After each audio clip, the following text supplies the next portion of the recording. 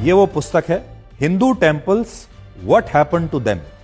इसके page number 17 पर लिखा है कि मुस्लिम आक्रमणकारी सबसे पहले हिंदू देवी देवताओं की प्रतिमाओं को या तो तोड़ देते थे या फिर जला देते थे। अगर ये प्रतिमाएं सोने या चांदी की होती थीं तो इन प्रतिमाओं को पिघलाकर ये इस सोने और चांदी को अपने पास रख लेते थे।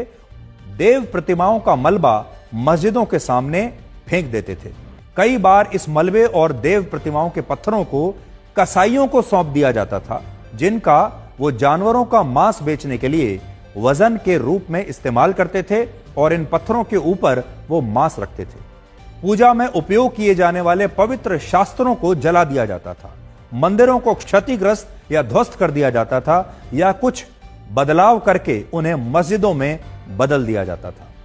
और आखिर में इस पुस्तक में यह भी लिखा है कि मुस्लिम आक्रमणकारी हिंदू मंदिरों को तोड़ने के बाद वहां गौ हत्या करते थे ताकि हिंदू खुद ब खुद उस स्थान को अपवित्र मान लें और फिर हिंदू वहां से चले जाएं और वहां कभी भी पूजा पाठ ना करें और अपने मंदिरों को हमेशा के लिए भूल जाएं। इसलिए मैं आपको एक और पुस्तक का उदाहरण देता हूं जिसका नाम है संबल अ हिस्टोरिक सर्वे। इसके भी पेज नंबर 29 पर लिखा है कि सिकंदर लोदी के दरबारियों ने नगर कोट के ज्वाला देवी मंदिर को तोड़कर इसकी प्रतिमाओं के टुकड़ों को मुस्लिम कसाईयों को दे दिया था ताकि वो इससे जानवरों के मांस को तौल सके।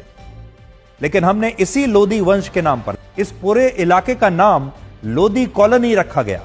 एक गार्डन है दिल्ली में, एक बागीचा है बहुत बड़ा जिसका नाम है लोदी गार्डन, और इसी इलाके में एक 5 स्टार होटल भी है जिसका नाम है लोदी होटल।